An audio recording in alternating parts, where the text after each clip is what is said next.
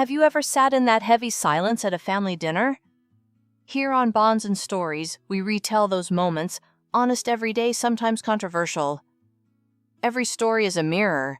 Subscribe, join the conversation, and maybe find a little healing. My name is Rowan Hartley, and at 36 I had become the person people flew across the country to meet for an hour in a glass conference room. I specialized in fixing growth problem supply chains that snarled under success teams that fractured after Series B models that looked brilliant until they met the calendar. My invoices landed with the weight of assurance and clients paid to feel their shoulders drop in relief. The success didn't spring out of nowhere.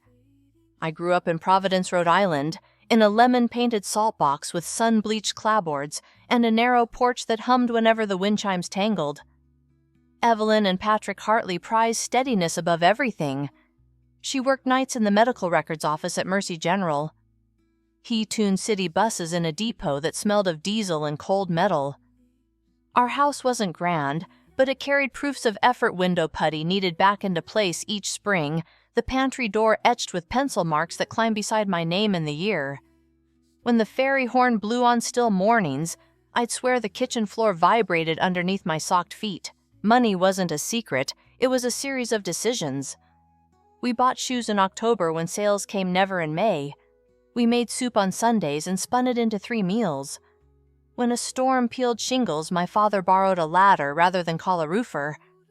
I didn't realize it then, but that rhythm accounting for what you have before you spend it became the pulse of my work later. By the time I'd graduated from the state university and finished an MBA in Chicago on scholarships and side jobs, I could read a cash flow statement like other people read weather. Seattle felt like a fitting reward, clean rain pine glass, and a skyline that pretended the ocean was a colleague. My clients were mostly health tech startups standing on the threshold between promising and permanent. The retainers stacked. My savings accounts did too. I started browsing listings for a craftsman near Green Lake. A blue-line notebook lived on my coffee table with percentages, timelines, and ritual arithmetic. On a Tuesday in March, my phone lit up with Dad. He rarely called during the day. "Ro," he said, using the nickname that survived every reinvention, "you free to talk." His voice had a shape I didn't recognize, thinned as if words had to thread through it. I lowered my laptop lid. My apartment dimmed like a stage after a scene change. "We're in a bind," he said. "Your mother, she's fine. It's just things piled up. Second mortgage after her surgery rate reset on us, taxes jumped, my hours got cut when they outsourced diagnostics. We've been making it work, but the bank says we're at the edge." He gave me a number, and the number unraveled me $560,000. Principal, arrears, penalties, the works. I'm paid to pause before I decide. But I didn't. The pantry door, the pencil marks my mother's heels whispering across linoleum at 5 a.m. My mind reached for those and closed its hand.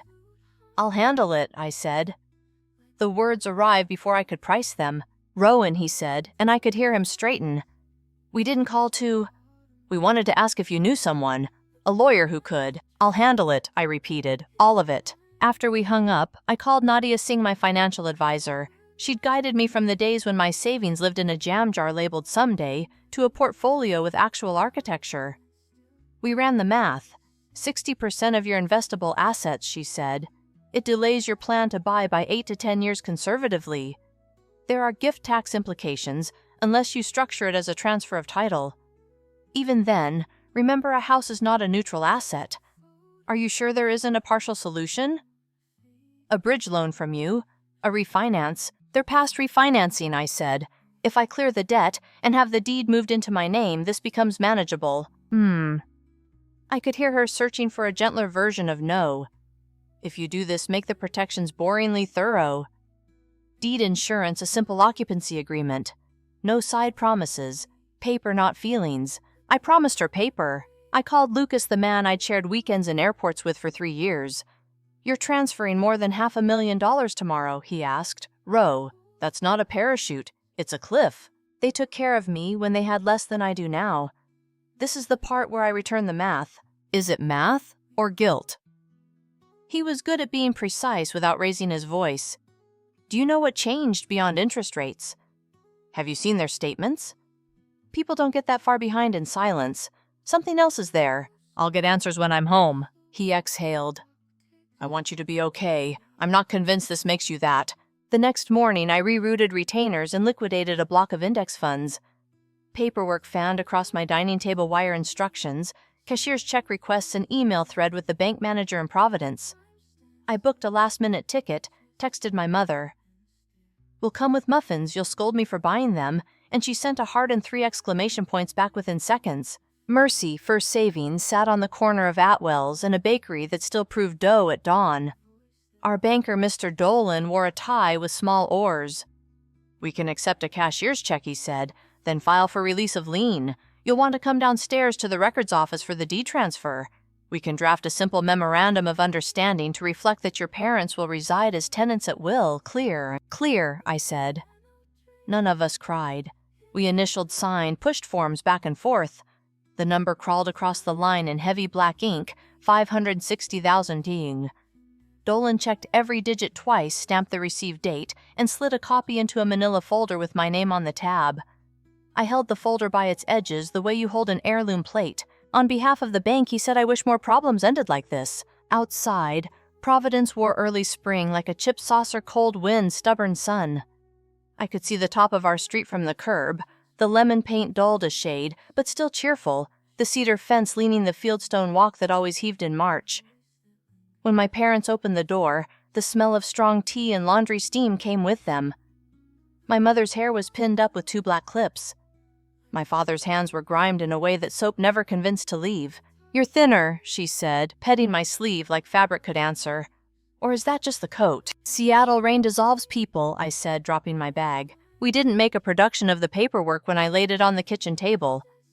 The table was the same laminate, but the corners had softened from elbows. "This releases the lien," I said, tapping the stamped page. "This transfers title to me. It keeps you here. We'll set up an automatic draft for taxes and insurance so you don't have to budget around spikes. I'll email you copies of everything." My father adjusted his glasses. The polite language of forms and seals had always made him formal. "I understand," he said.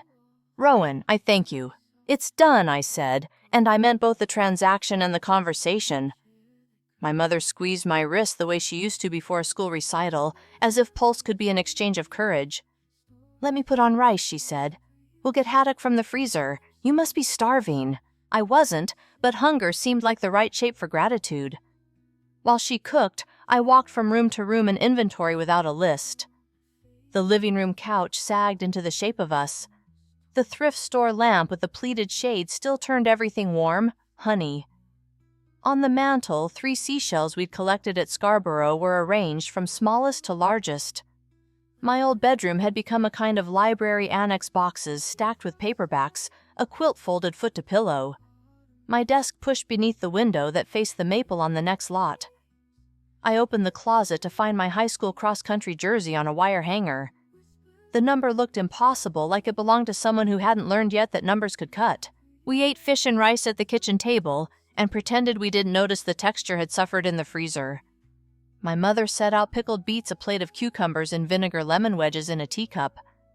My father told a story about a driver who claimed his bus could hear colors, and my mother rolled her eyes in the exact rhythm she always had.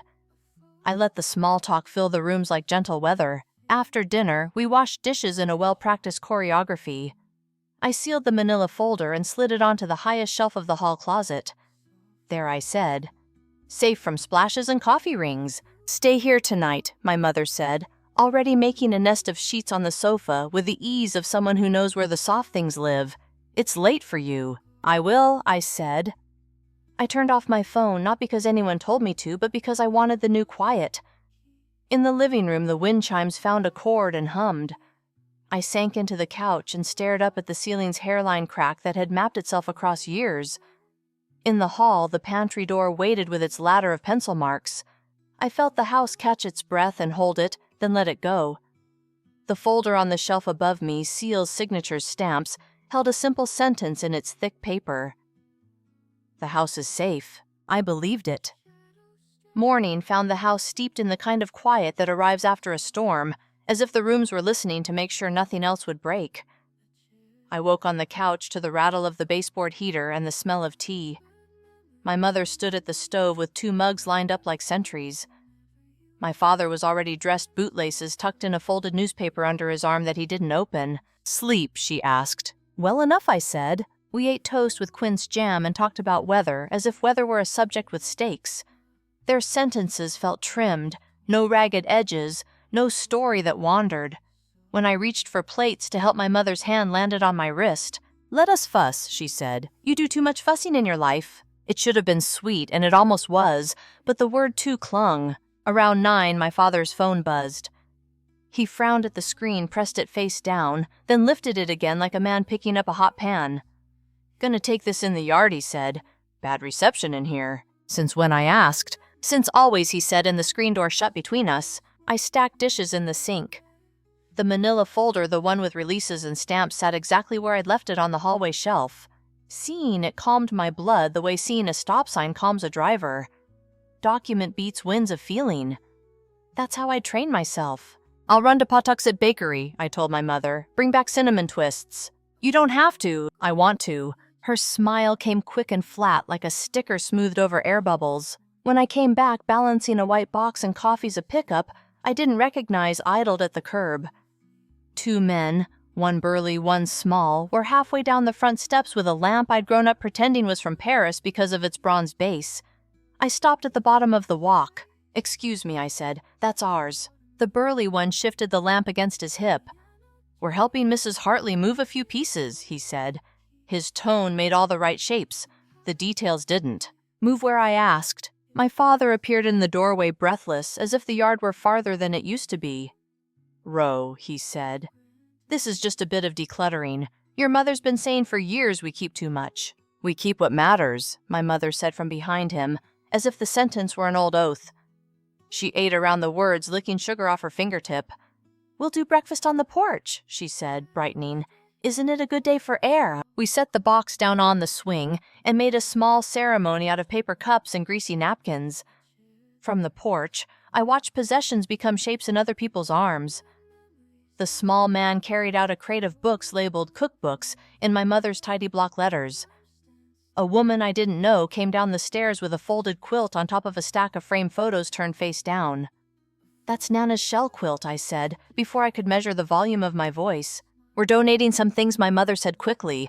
"It's a kind of release." "Since when do we donate, Nana?" I asked. She took a breath, let it out slowly. "Since always," she echoed my father, but her eyes glanced left toward him in a way that told me always had started this morning. We made small talk with both hands while our things left. My father told the story about the bus driver who claimed his vehicle could hear colors again this time, with a different ending. When my mother's phone vibrated, she checked it so fast the screen's light printed on her glasses. Twice, my father stepped off the porch for calls that lasted exactly long enough to be the same conversation. "I can help sort," I offered. "Start with the pantry.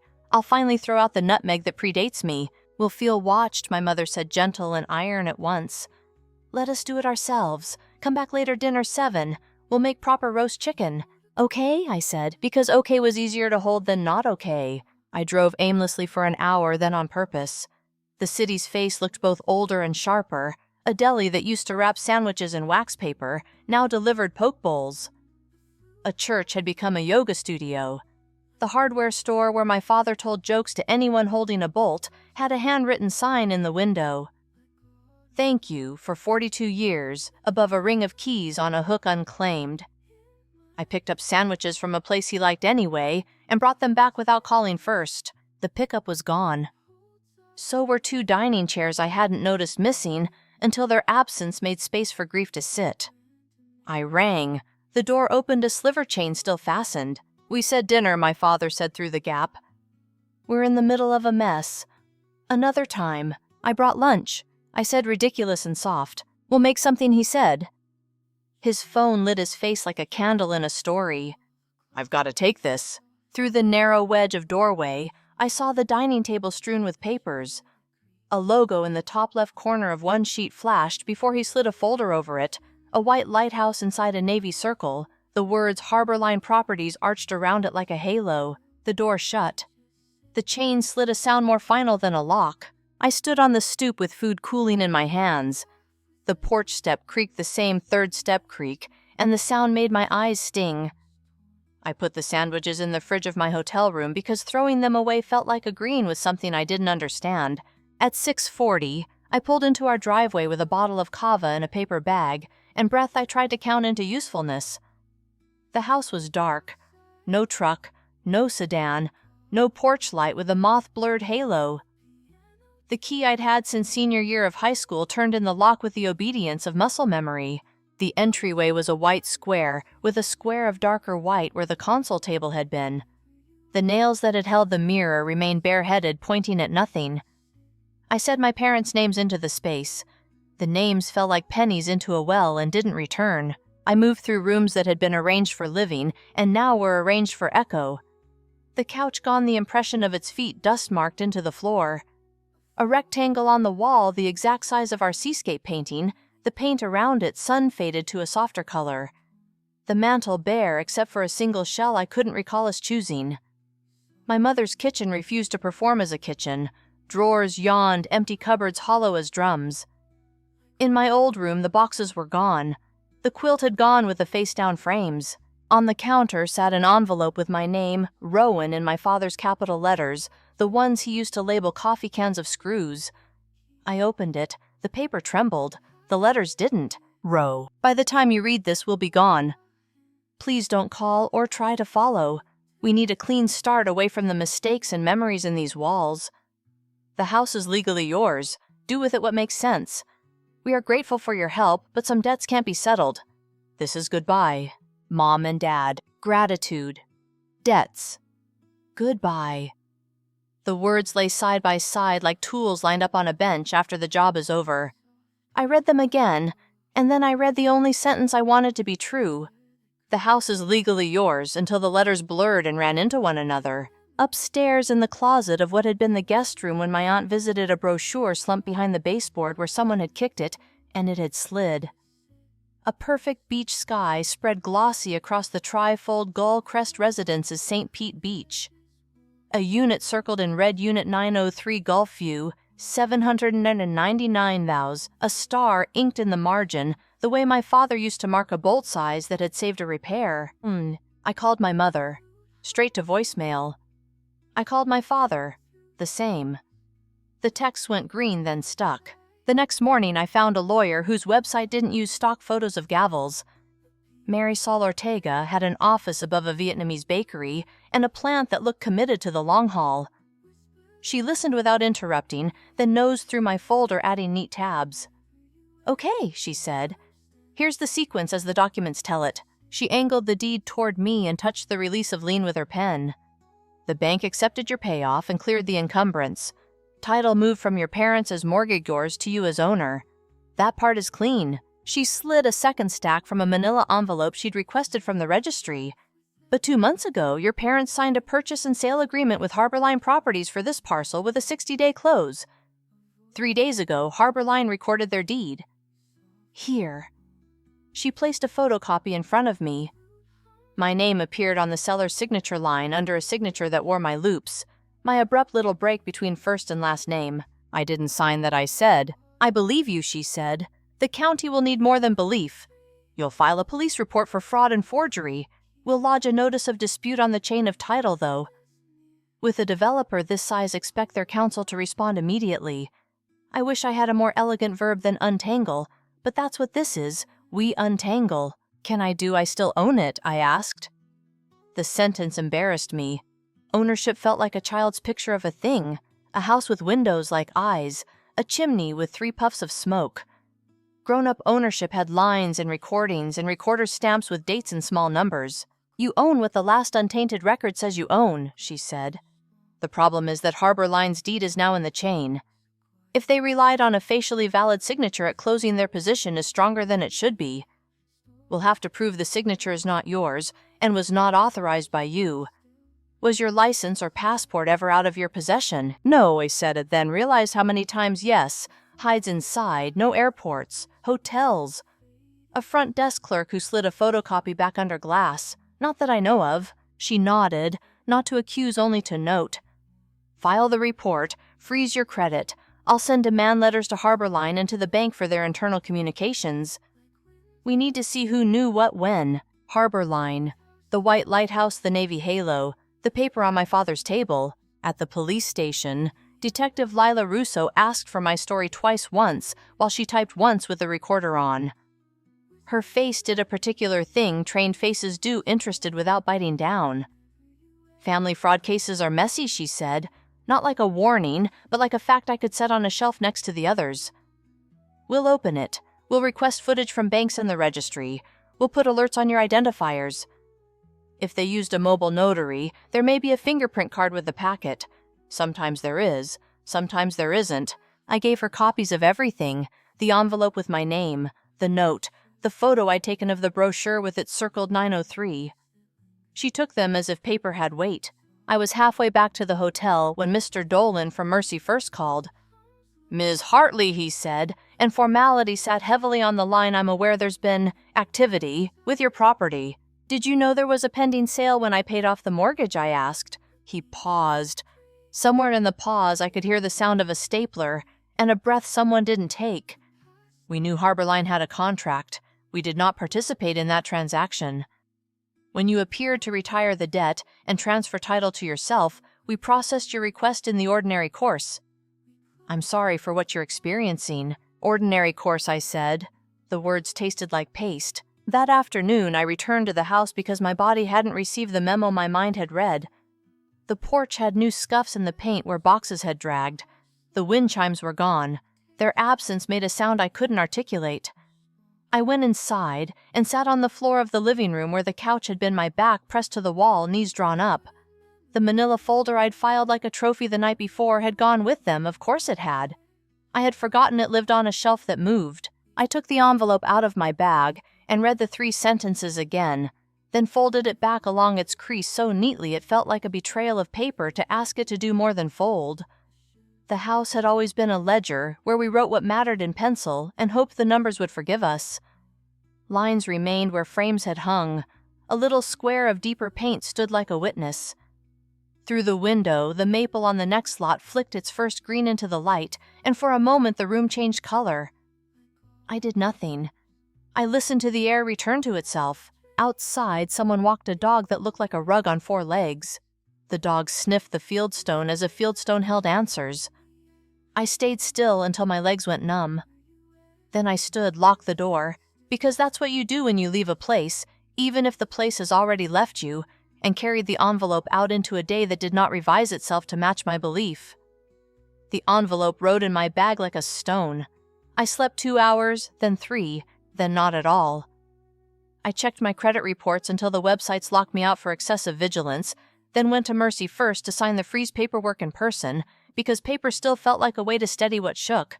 Detective Lila Russo called the next morning. "We pulled the file from the registry," she said. "The notary on the Harborline packet is mobile out of Cranston. We're requesting her journal and thumbprints today. I've put alerts on your social license passport. If anyone tries to open a line of credit, you'll know before they hang up the phone." "My parents," I said, the noun brittle in my mouth. Can you find where they went? We're working with financial crimes to issue subpoenas on any recent wire activity," she said. "If they moved funds after the payoff, we'll see the leaves even if we can't see the wind." I took that sentence like a receipt. I flew back to Seattle because my life still had due dates, and the calendar didn't ask how I slept. In the office, a wall of glass reflected a woman I recognized by outline, but not by expression. I wrote numbers that didn't reconcile and presented models that didn't breathe. During a call, Helena Cho, my firm's managing partner, muted the room and asked, "Are you here?" "Yes," I said, which was not the same as true. After I missed a client review entirely, Helena closed the door and leaned on the frame. "Take the time," she said. "Put it on the calendar as leave so it stops pretending to be anything else." Her kindness landed like a shelf under a stack of tilting books. I sent Nadia a list of accounts to liquidate for expenses. In my apartment, I opened drawers and made piles keep, sell, give away. A woman from a consignment app took my conference room wardrobe, one silk blouse at a time. I found a sublet in Fremont the size of a careful breath and moved on a Tuesday because the truck was available. At night, my phone became a lighthouse that only warned me about rocks I had already hit. I scrolled through the Providence Neighborhood Facebook group until I found a photo of our porch with the caption, "Free old wind chimes, first come."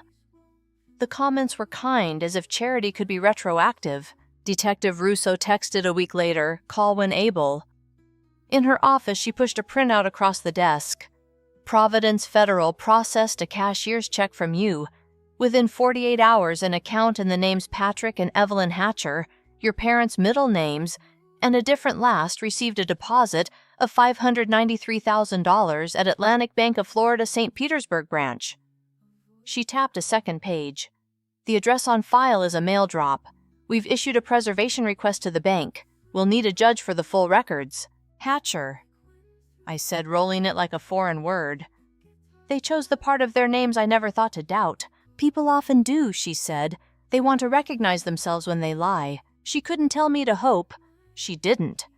She gave me a case number, a victim advocate's card, and a list of things that would be sensible to do passwords. Credit freeze confirmations and affidavit of non-authorization for the forged deed. I did all of them. Sensible acts built a floor. I had almost convinced myself that floor was enough when Harborline called.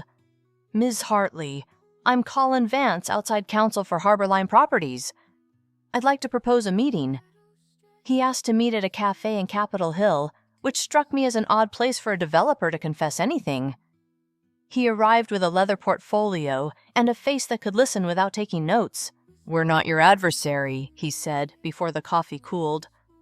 "We bought a parcel from sellers who appeared to be acting with proper authority. We recorded a deed in reliance on documents that at first glance checked out." At first glance, I repeated. "We've worked in Providence for 20 years, he said. "We build condominiums that people call boxes until they stand inside one at dusk and decide to live there. We know the registry clerks by name. When your story surfaced, our regional partner hired a private investigator. Not to undermine you, to understand what we were dealing with." He slid a folder across the table. Inside were articles, photocopies, and records that felt both unrelated and devastatingly precise until you noticed the spine that connected them. A police report out of Toledo about a couple named Paul and Margot Henley who persuaded a cousin to temporarily shelter funds. A small-town article from Lancaster, Pennsylvania, about a man and a woman who moved into a church community, then left owing personal loans that had never been recorded anywhere but Hart's. A consent judgment in Phoenix, where Tom and Maggie Winter agreed to repay an investment in a design firm that had no business license. Ages varied, hairstyles changed, the posture did not. Aliases, Vance said. Accounts opened and closed, complaints filed and withdrawn. Civil suits that slid off the docket when plaintiffs ran out of money or resolve. No convictions that I can find. Why tell me I asked, though I knew? The simplest answer was also the only one because the truth paid someone's bill. "We plan to defend our title," he said, not unkindly. "But we don't intend to defend them. If our investigator uncovers assets or associates, we'll share with Detective Russo. Harborline has no interest in being seen as the company that profited off a forged signature." He stood to leave, then hesitated. "There's one more thing. A broker in St. Pete Beach posted a closing photo on her business page last week, 2 buyers on a balcony, champagne flutes at their mouths. The caption is emojis and the word, 'finally.' The account is since deleted. We cached it." He turned his phone so I could see. The picture was small and grainy. The ocean lay behind it like a completed promise. The man had my father's shoulders. The woman tilted her head as my mother did when she tasted sauce, deciding if it needed lemon. Their names on the post were Tom and Eve Hatcher. I felt my throat tighten around air. "Send it," I said. He did. I forwarded the photo to Russo. Her reply was a single line. "Already in the file. Thank you." The next call came from a number I didn't recognize. "Ms. Hartley." "My name is Nora Leeds. We've never met. We shared a pew for a decade." Her voice was the voice that brings casseroles and keeps secrets. "I knew your folks as Eve and Pat Wells. I saw the article about Harborline's forged deed suit, and it took me a day to decide whether to call. I have a drawer full of reasons why I should have called sooner. We met on video because geography had decided to be an obstacle. She lived in Mesa now, a cross around her neck and a choir robe and a garment bag behind her. She told me she had given my mother $30,000 for a startup that died before its fictitious lease ended. She told me she'd called my mother's sister for 9 years. We are not related by anything but bad luck, Nora said gently. They had a daughter then, too. A different name, a different face. The girl disappeared the week they did. Do you think I started then stopped because the question was a map with no roads? I don't know what I'm asking. I wondered whether you were theirs by blood, she said, taking the embarrassment out of the sentence by sharing it. I have no proof either way. I have the feeling you get when a song you love is playing in a key that doesn't exist. After the call, I sat on the floor between my boxes and listened to the refrigerator. I tried to build a family tree with index cards and realized I was drawing a mobile instead, every piece suspended moving when the air moved. 3 days later, my phone rang with a Scrambly, Arizona number. Is this Rowan? A woman asked. I'm Dina Morales. Nora gave me your contact. I lost $200,000 to a non-existent interior design firm. The principal's name was Evelyn, but she signed emails Eve. She had started an informal spreadsheet of names, dates, and losses. You're not alone, she said. You're also the first person I've heard of that they took this far. Meaning, most of us were friends. Cousins, church family, she said. You're their daughter. The word landed and didn't know where to stand. Dina invited me to a video call she hosted once a month. I clicked the link on a Monday evening and counted squares. Victor in Ohio had lost his contracting business. Elaine in Florida had an inheritance that evaporated. Marta in Pennsylvania had paid tuition for a nephew who did not exist. They took turns introducing themselves the way you do when the only thing you have in common is what you didn't know. When it was my turn, I said I paid $560,000 to clear a mortgage that had already been negotiated away. My signature appears on a deed I didn't see. I am trying to understand the difference between gullible and good. Nobody corrected me. Nobody consoled me. Dina said Colin sent us the cached balcony photo, and for the first time in weeks I let a sound out that had laughter in it without being laughter. The call did not close the wound. It put a clean dressing on it. After the meeting, Lucas texted, "Still here, if you want a voice instead of a screen." I stared until the words stopped vibrating. Then I called. I don't have an apology that fixes anything, I said. I don't require apologies that do that, he said. I require oxygen and a path out of the burning room. He listened while I stacked events in order. He didn't tell me what they meant. At the end, he said, "Eat something that crunches. Sleep near a window. Let me drive you to your next appointment and sit in the waiting room pretending to answer work email." We began that way with errands and silences. He drove. I filed. He waited in lobbies while I slid affidavits through glass. On the street, the city's spring built itself out of rain. My leave became official. Helena made it clear that my desk would still be there when I had a self to bring back to it. I found a therapist whose intake form had a checkbox for fraud, financial abuse, and another for family betrayal. We spoke about boundaries like they were objects you could place on a table. This is a line. This is a lock. This is a window that opens when you decide it does. Detective Russo called again. "We have the notary's journal," she said. "2 thumbprints don't match either of your parents. We're running them. The driver's license number used for you at closing belongs to you, but the photocopy shows a face that isn't yours." The notary remembers a daughter who was in a hurry. She says the woman laughed and said something like, "My mother hates paperwork, so I'm the designated signer." A daughter. A sentence designed to fit. Also, Russo added, "The Florida bank responded to our subpoena. The account in the name of Patrick and Evelyn Hatcher received the cashier's check deposit from Providence, then a wire transfer out to Sea Ridge Title in St. Petersburg for $790,000. The memo line says Unit 903. We're coordinating with St. Pete PD and the U.S. Attorney's Office. I'll update you when I can." I wrote the words Unit 903 on a sticky note and pressed it to my wall because sometimes facts need a location in a room as much as in a file. I emailed Marisol everything. She sent back a letter she'd drafted to Harbor Line and a notice of list pendants she planned to record dents with sentences that knitted themselves into a net. On an afternoon that had the colors of cleaned glass, I met the private investigator Harbor Line had hired. Eamon Pike had a face like a door jamb, plain, indispensable, designed to hold a community together without being seen. He ordered black coffee and spread photographs like cards. 2 decades of grift, he said with no relish. They choose places where people still look up when you walk in. They learn the texture of a town before they pull on it.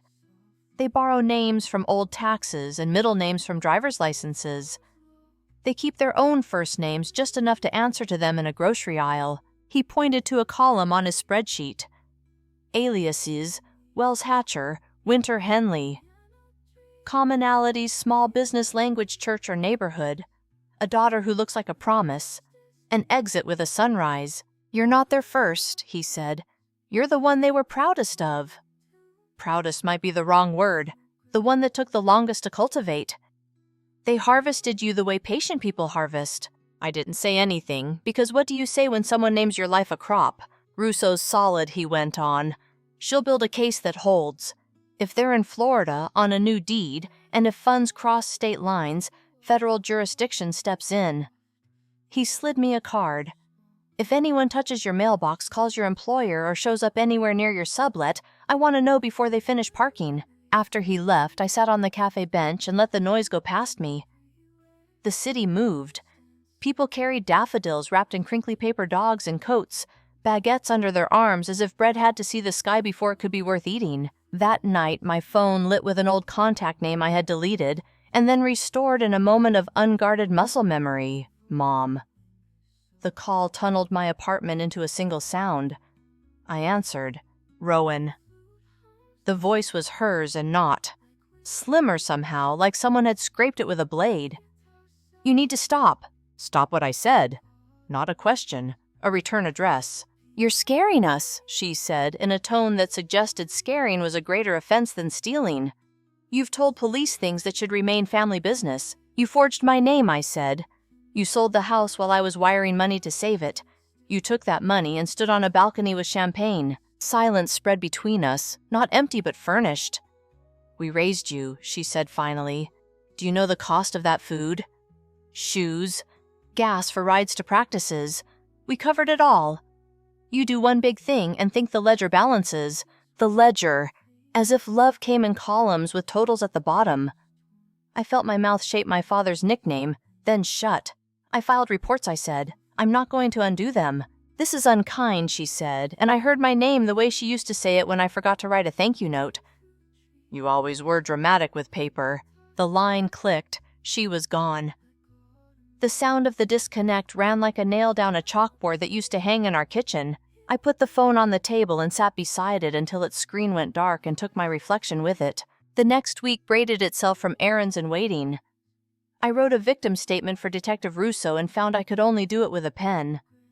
I met Helena for coffee and gave her a truthful version of why my work had become a room with the windows painted shut. She answered with a sentence I could set down. We'll be here when the paint dries. On a Sunday morning, Dina texted group at 5. Big turnouts help.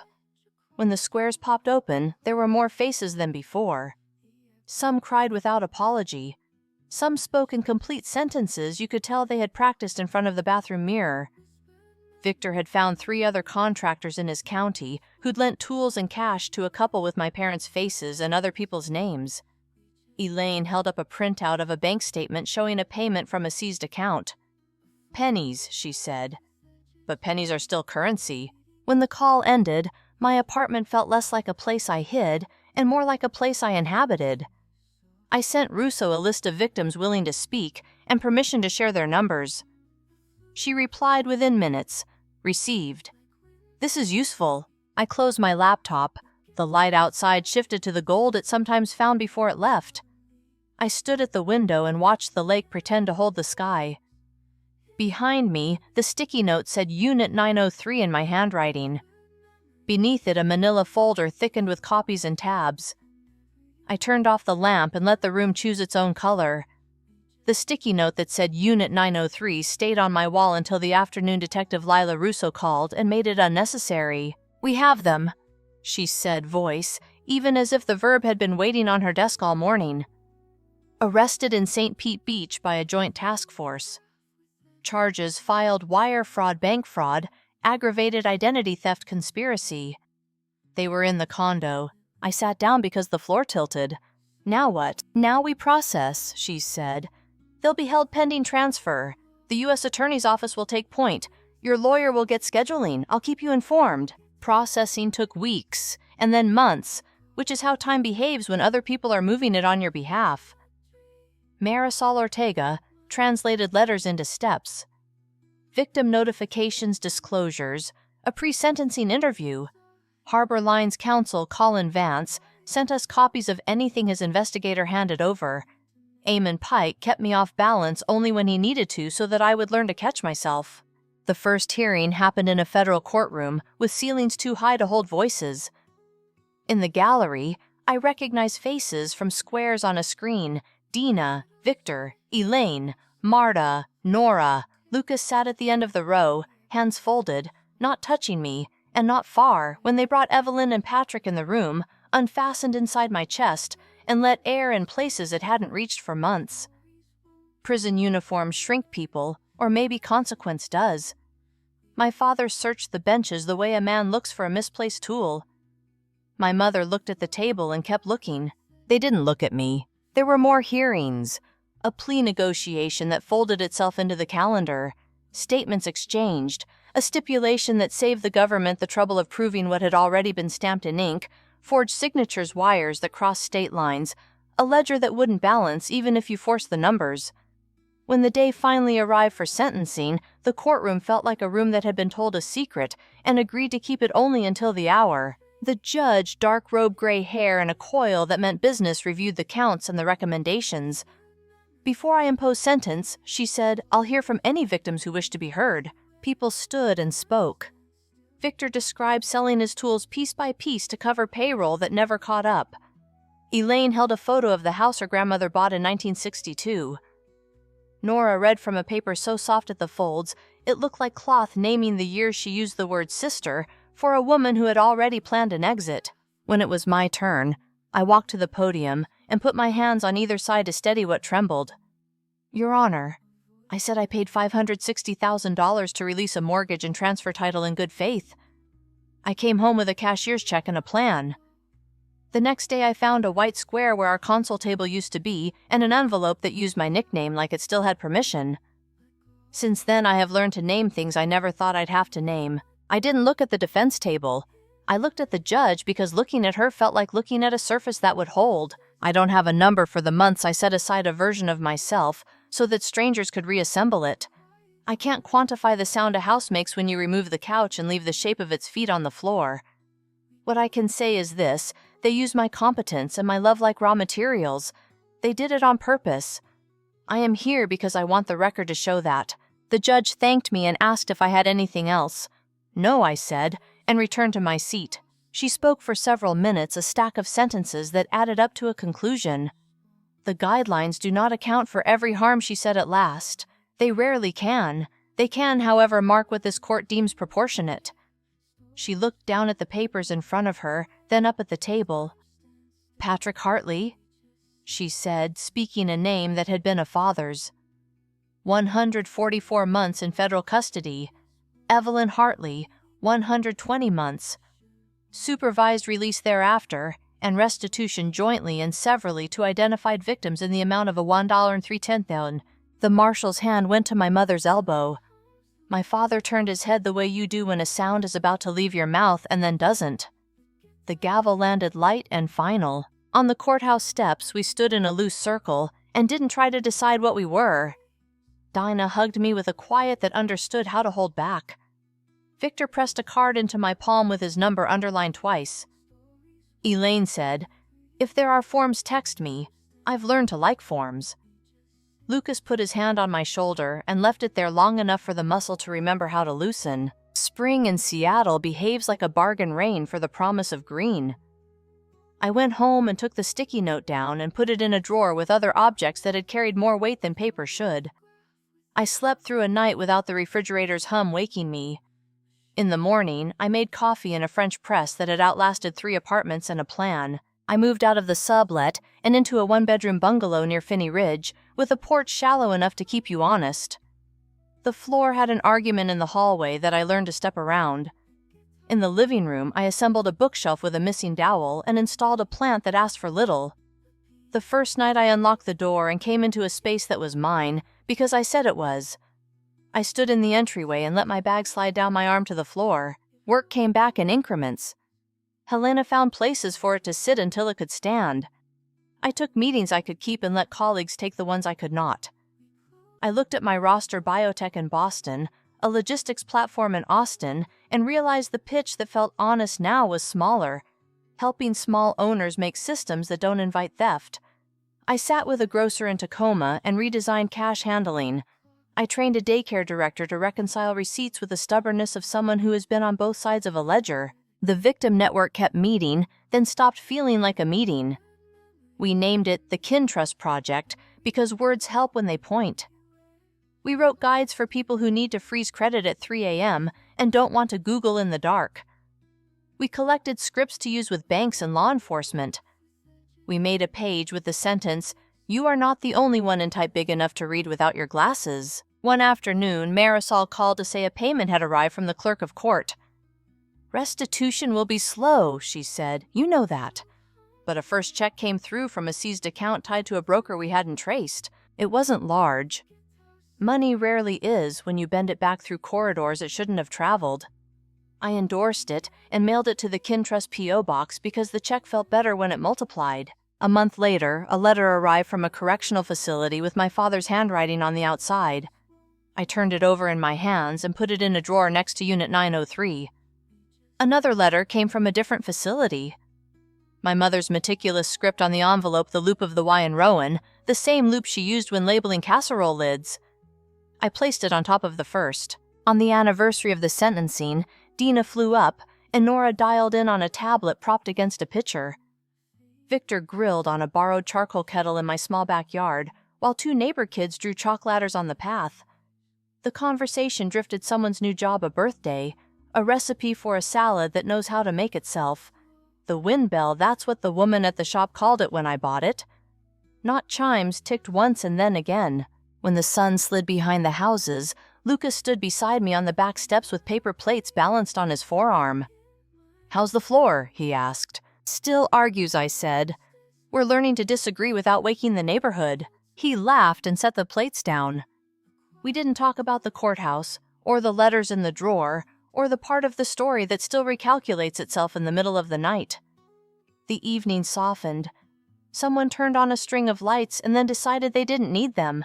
Later, after the dishes and the goodbyes and the last bag of recycling tied, I sat at the small desk under the window and opened my laptop. The Kin Trust inbox had 3 new messages, a college student asking how to help her grandmother freeze credit without a printer, a man whose brother had convinced his parents to refinance their house and now wasn't answering calls, a woman who wrote only, "It happened to me yesterday. I don't know where to stand." I wrote back with steps and phone numbers, and the reassurance that there is in fact a place to put your feet. When I was done, I switched off the lamp and stood at the window. Finney Ridge held its breath, then let it go. A bus hissed at the corner. The porch across the street creaked its familiar third-step creak. The wind bell sounded exactly once. Thank you so much for listening to today's story. If this story resonated with you or made you reflect, I'd love to hear your thoughts, so feel free to share them in the comments below. And don't forget to like, subscribe, and hit the notification bell so you won't miss the next story. I'll see you next time as we continue exploring more journeys and lessons together.